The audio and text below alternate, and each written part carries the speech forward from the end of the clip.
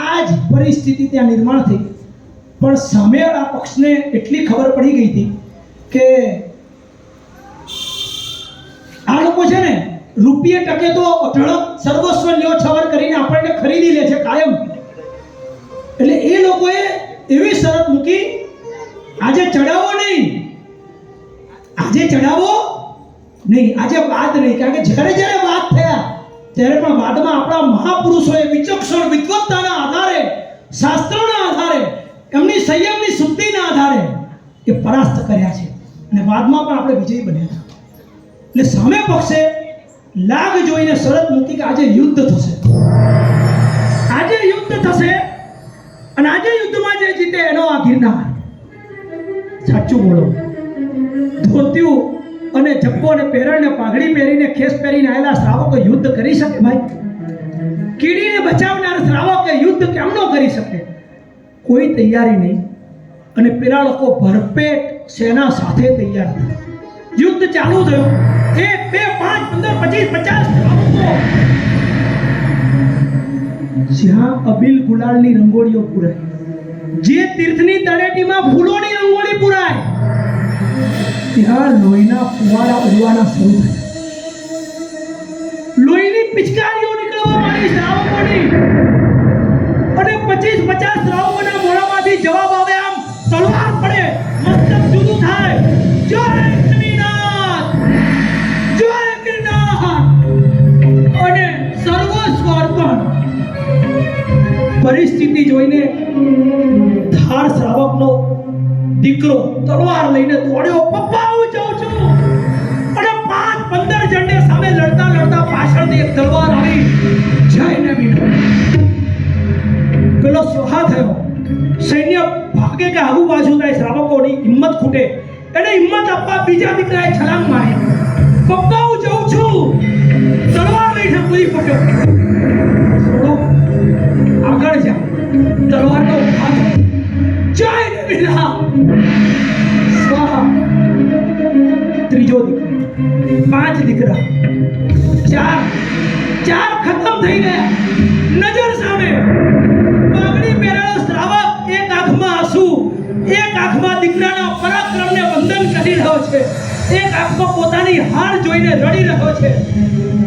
દીકરો ગયાનું એને દુઃખ ઓછું હશે.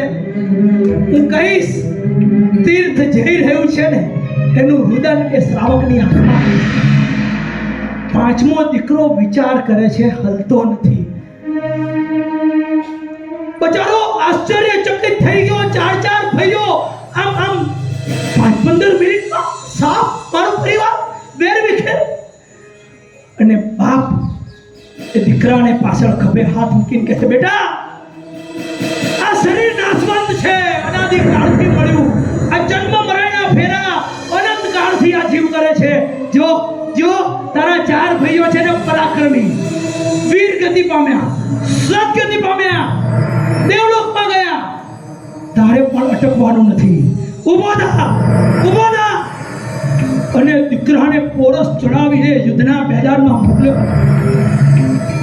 5-7 મિનિટમાં 5મો દીકરો પણ પરલોકે વિદાય. સામે પક્ષે આનંદની ચીચિયારીઓથી એ લોકોએ વાતાવરણને જીતનો જશ્ન મનાવે છે. અને એ રાત્રે 5 દીકરાના મરદા શબને ભેગા કર્યા. 5 દીકરાના શબને પાસે પેલો દહર શ્રાવક બેસે છે. માં અંબિકાને પ્રાર્થના કરે છે, માં હજી નહીં આવો? ના આવો તો કઈ નહીં, પણ કાંઈક સુજાડો. મારે આ તીર્થ બચાવવું છે. હું છરીપાલી સંગ લઈને મધ્યપ્રદેશથી આવું છું. હું આ દશા જોવા નથી આવ્યો. મારે ભવિષ્યની પેઢીને આ તીર્થ, આ વિરાસતનો વારસો મારે સોંપવાનો છે. માં, કોઈક સંકેત આપો, મને કોઈક સંકેત આપો. અને એ વખતે માનો સંકેત મળ્યો હોય કે અંદરથી એને પોતાની સ્ફૂર્ણા થઈ હોય કે જે ધાર શ્રાવક ઊભો થઈને નીકળ્યો ત્યાં પહોંચ્યો જ્યાં આમ રાજા રાજ્ય કરતા હતા.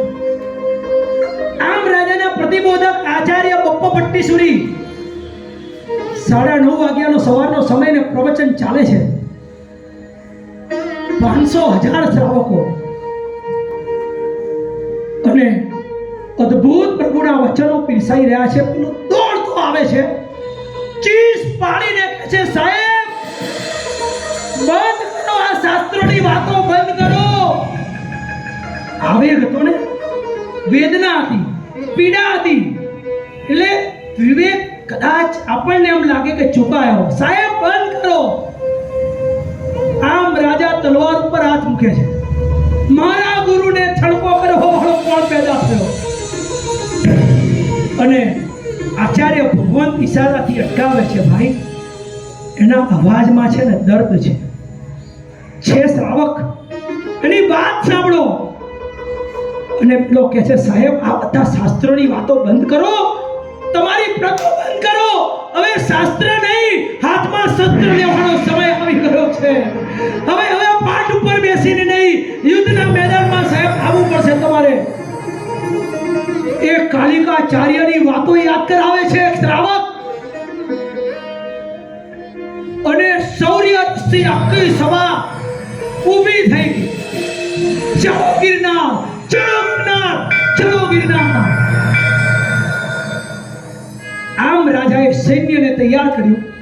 આચાર્ય ભગવંતના આંખના ઈશારાથી સૈન્ય સાથે ગિરનારની ગોદમાં પહોંચ્યા. તમે જુઓ સામે પક્ષે કેટલી બધી મલિનતાઓ. જ્યારે વાદ કરવાનો હતો, ચઢાવો લેવાનો હતો, ત્યારે યુદ્ધની વાત કરી. અને પોતાનાથી બળવાન આટલું મોટું આમ રાજાનું સૈન્ય જ્યારે જોયું ને, ત્યારે મધ્યસ્થીને મોકલ્યા અને વાત કરી કે આજે ચઢાવો નહીં, યુદ્ધ નહીં, પણ ચાલો વાદ કરીએ. વાદમાં જે જીતે એનું આ. અને ઇતિહાસ સાક્ષી પૂરે આચાર્ય બપ્પા ભટ્ટીસુરીશ્વરજી મહારાજાએ વાદમાં માત્ર ગણતરીની મિનિટોમાં પરાસ્ત કર્યા. અને એ ધાર શ્રાવકના 5 જુવાન દીકરાના બલિદાને આજે આ ગરવો ગિરનાર ઊભો છે આપણી વચ્ચે.